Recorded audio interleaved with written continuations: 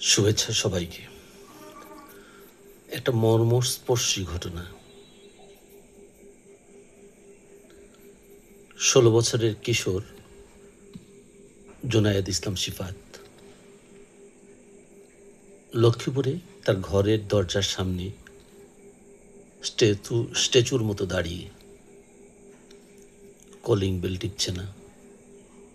মা কিংবা ৩ বোনের নাম ধরে কাউকেই ডাকছে না। আগে হয়তো অস্থির হয়ে পড়তো ঘরে ঢোকার জন্য, মায়ের কথা শোনার জন্য। আজকে একবারে মূর্তির মতো দাঁড়ানো,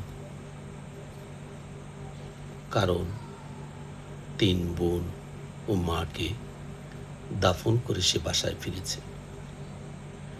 নির্বাকে কিশোরটির মনে যেসব প্রশ্ন, তার জবাব দেবে কে?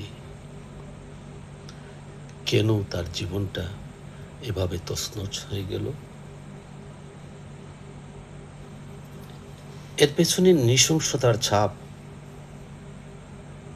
গত বৃহস্পতিবার তার পরিবারের ৪ সদস্যকে কুপিয়ে হত্যা করেছে এক পাষণ্ড।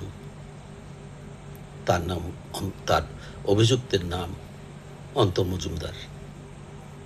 কিন্তু প্রতিবেশীরা যখন জানতে পারে নৃশংসতার কথা, তারা অন্তর মজুমদারকেও পিটুনি দেয়। গণপিটুনিতে সেও নিহত হয়। অভিযুক্ত অন্তর মজুমদার যখন মারা গেল, তখন তো এর বিচার চাওয়ার কোনো কিছু থাকে না।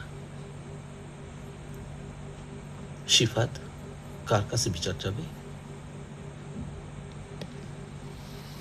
এই যে গত কয়েক বছর পর্যন্ত আমরা মবের সন্ত্রাস দেখছি, মবেরই একটা পর্যায়, একটা ধাপ এটা। রাজনৈতিক নেতৃত্বের ভুল পথে চলার কারণে ব্যক্তি পর্যায়ে যে কি পরিণতি হতে পারে, লক্ষ্মীপুরের এই শিফাতের স্বজন হারানোর ঘটনাটাই তার বড় প্রমাণ। এমন সহিংসতা আর কত? প্রতিদিন এইভাবে হত্যা দেখছি, নৃশংসতা দেখছি।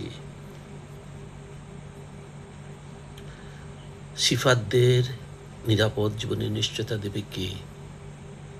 কার কাছে প্রশ্ন করা হবে? আর কতদিন? আর আমরা এমন ঘটনা চাই না, এমন শিফাত আর চাই না, যেই শিফাত মায়ের ডাকের অপেক্ষায় দাঁড়িয়ে যদি থাকে সারা জীবন, তবু তার মা ডাকের জবাব দেবে না। এটা আর চাই না। এটা কোনো অবস্থাতে আর হতে দেওয়া যায় না। সরকার কাছে আবেদন, এই ধরনের নৃশংসতা বন্ধ করার জন্য দ্রুত আইনি বিচারের কাজ সম্পন্ন করা, এবং এই ধরনের ঘটনা যারা দায়ী তাদেরকে দ্রুত শাস্তির আওতায় আনা। সবাই সুখে থাকুন। ধন্যবাদ।